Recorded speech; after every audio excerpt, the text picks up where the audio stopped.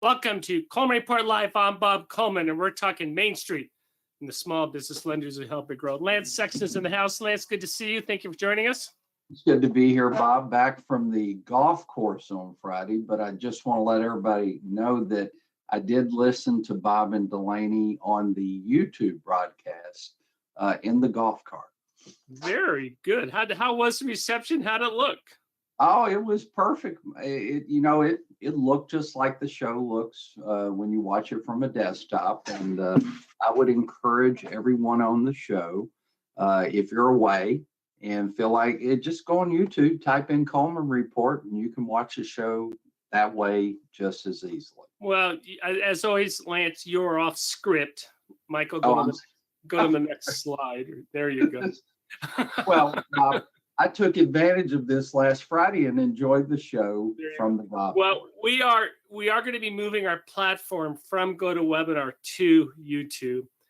GoToWebinar is just becoming too expensive for us to stream it. We're going to be moving to Teams and YouTube. But for this event, we're just going to go directly to YouTube. As you said, it's just Coleman Report YouTube. Just go and click on that. And the advantage of it, you can watch it live. You can watch the live stream. You can watch anytime you want. So, or you can do like I did, Bob. I put it up in the golf cart. I turned it on a few minutes beforehand, had a little nice music playing for us while we hit our shot. And then between holes, I was able to watch. I could pause it and get a shot and come back and hit play. So it was very functional and very good. Anyway, I know some of you that YouTube is blocked at your institutions, so it's going to have to be on the personal phone. I'm sorry, it's just the economics of us to continue to go to webinar just don't make any sense for us. But let's go back to we are currently live on YouTube if those who want to check us out. Oh, yeah. Wow. Listen to Michael. Thank you. Hey, Lance, you and Michael are filming the updated servicing liquidation on that. Give us your what week are you in, Lance, on this? We have filmed the first 3 weeks. Now, we filmed the servicing certification series multiple times based on the SOPs, but it has not been updated in a few years because the SOP 5057.2 was around for a long time. Now with the release of the 5057.3, we're refilming it with updates that are appropriate for the 5057.3. Give us a takeaway when you're filming this. Give us a big picture takeaway that you're coming away with as you're instructing your students.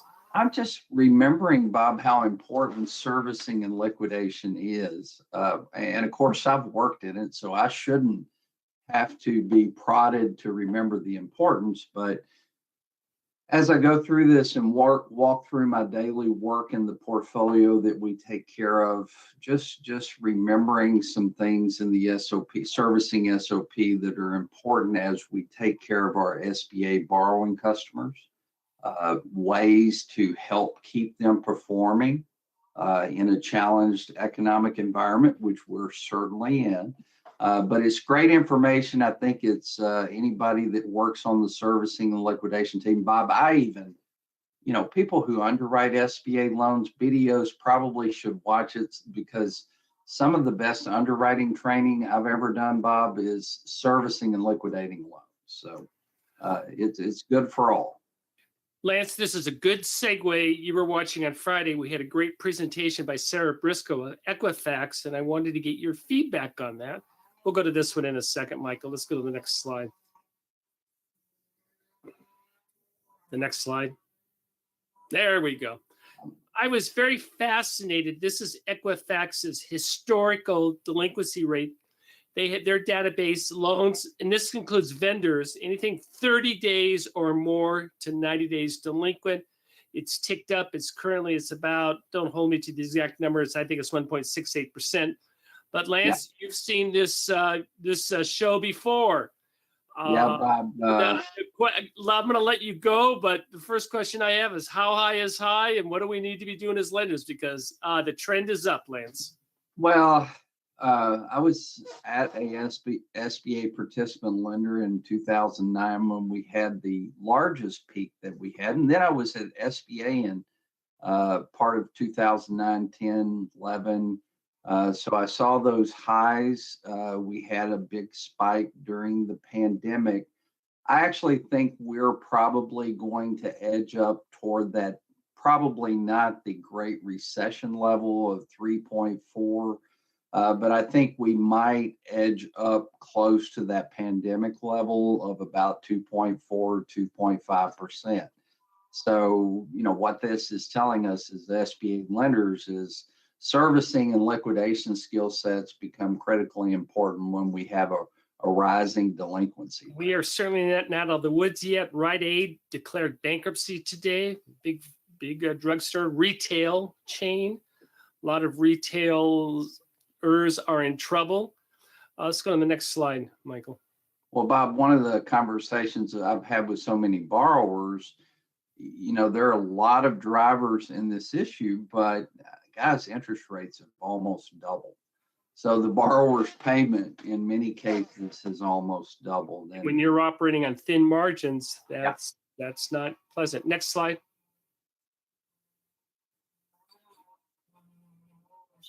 Next there. Lance, this is for you. Look at Arkansas. Arkansas, it's good to be in business in Arkansas. I'm not going to ask you why it's good, but I have an answer for that, Bob. Please go ahead.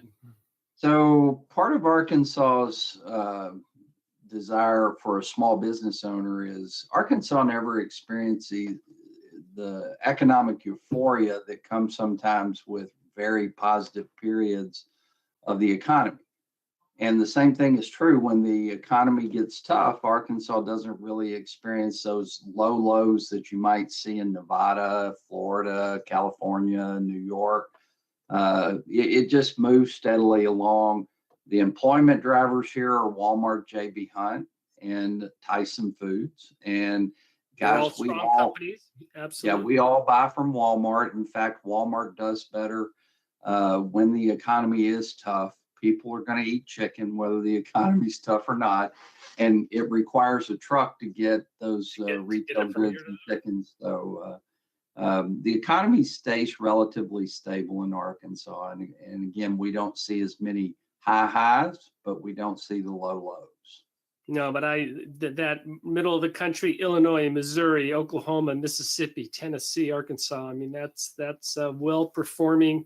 And that is good to see. There's a lot of rural areas there, and that tells me rural America's doing okay. They're doing better than I expected. I'm going to rephrase my misstatement. Next slide.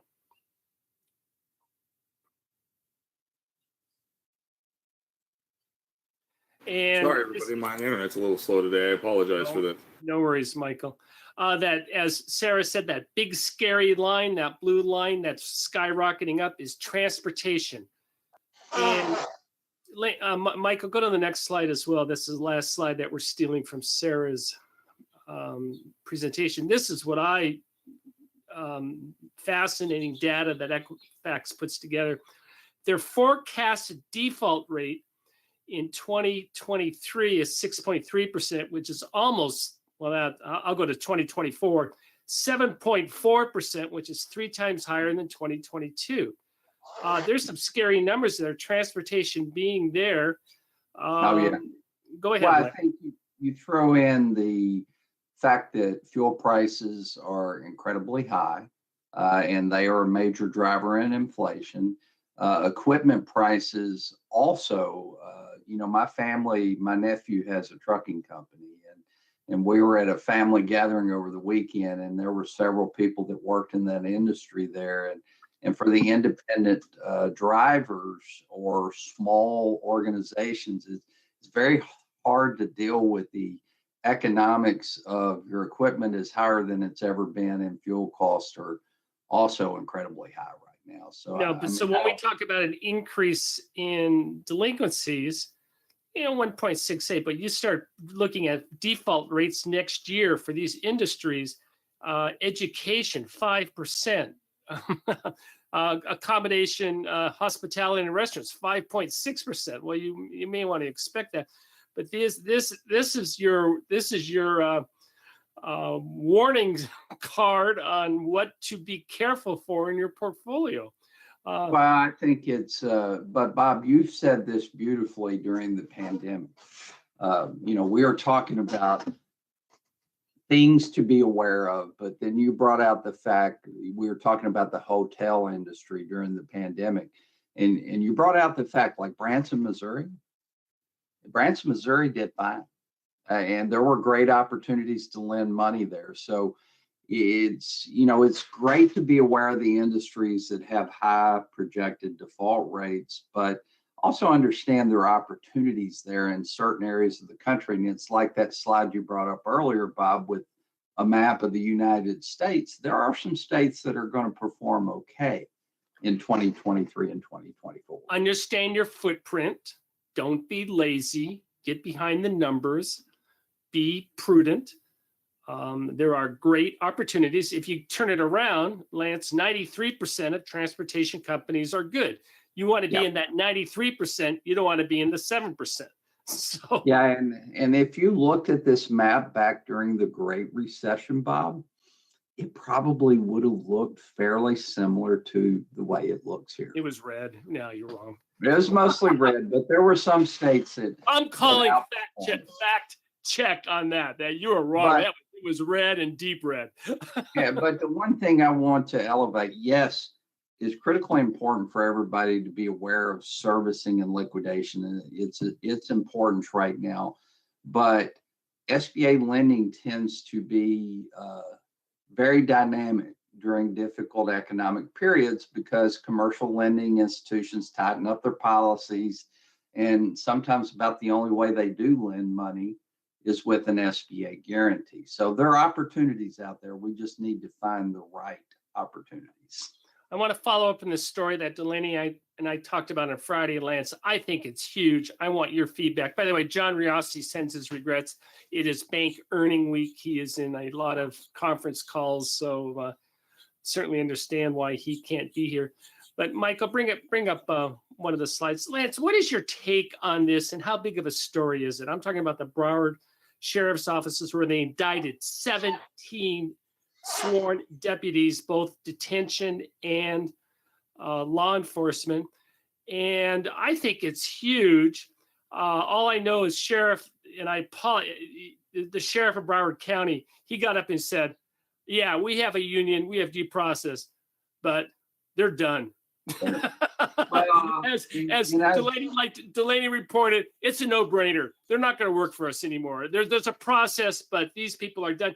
Lance, $500,000 fraud over these 17 people. We'll do the math. We're talking $20,000, $25,000 loans. Probably second round PPP loans for independent contractors and sole proprietors. But one takeaway that I had that I appreciate, you can't, having worked a huge SBA PPP portfolio and having seen several instances of fraud, the thing I appreciate about how the sheriff's handling this. Oh, it's awesome. You just can't take the entire group and immediately assume every one of them got a fraudulent PPP loan. Some of them have a construction company or a painting company. Lance, did you watch his press release, his press conference? I did not get an opportunity to. It's a great clip. Exactly what you said. They found there's 5,800 employees. They found 100 got PPP loans, and they found out right away there was one that was legitimate, and it fit the profile. They were ready, and they said, "Oh, wait a minute," and it was legitimate. And the others, they're looking into them, so they're going case by case to determine if they're fraudulent or not. But they're doing, on the surface, they're doing due diligence. And I know he wants to protect his job, but he did not sound happy. He made it very clear these people will no longer work for the county. There were, and if you follow Fraud Friday and you follow PPP fraud, there were several circumstances where there's a Chicago HUD or Chicago housing edition that is low rent housing for lower income individuals. And it's like the employee that steals from the till at your small business. One person got a loan, saw how easy it was. So all of a sudden they're blasting on social media or talking to their friends. Hey, it's really easy. I can help you do it. Give me a few dollars and I'll help you do it. Yeah, And just then all like- of a sudden you go from having one fraudulent PPP loan to many in the same location. I envision the Broward County Sheriff's Office, same thing. Somebody got a PPP loan. It was easy. They're like, hey guys, let me help you get some money. Lance, I know in your training, and we talk about this being an adult in the room, I'm shocked someone didn't say, you know what, this may not be a good idea. Well, and you would hope your law enforcement community would be the one that would stand up. You know, we hear fraud stories about bankers who commit fraud, and I'm sitting there like, guys, is your career worth it? And that's what these people at the sheriff's office, they may have gotten $20,833 from the PPP loan, but they don't have a job. And they're not Yeah. going to work in law enforcement, and they're done. So, I mean, but two takeaways. It's disappointing that law enforcement got involved in PPP fraud, but I'm not surprised. But I would say kudos if the Broward County Sheriff was on here. I would want to extend out and pat him on the back for how he's handling it, because you can't just make a broad assumption that they're all fraudulent. No, and I Some of 'em- appreciate some of 'em. that. I appreciate him. I know he's not a politician, but I appreciate he didn't do any political speak, which is, well, I can't comment on it. We're gonna let the process play out. No, he was very adamant. They're union, they're protected, they have rights. We're gonna go through the system, and they're gonna be gone. So, all right. I do believe that would be termination with cause. We talked about your webinar. Please update at 5057. I'm going to conclude the show with the top 10 lenders, Michael.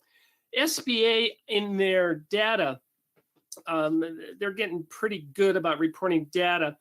And I'm going to be doing in our daily emails. I love stats. We're going to start doing a stat. And now we're just starting out with the top 10.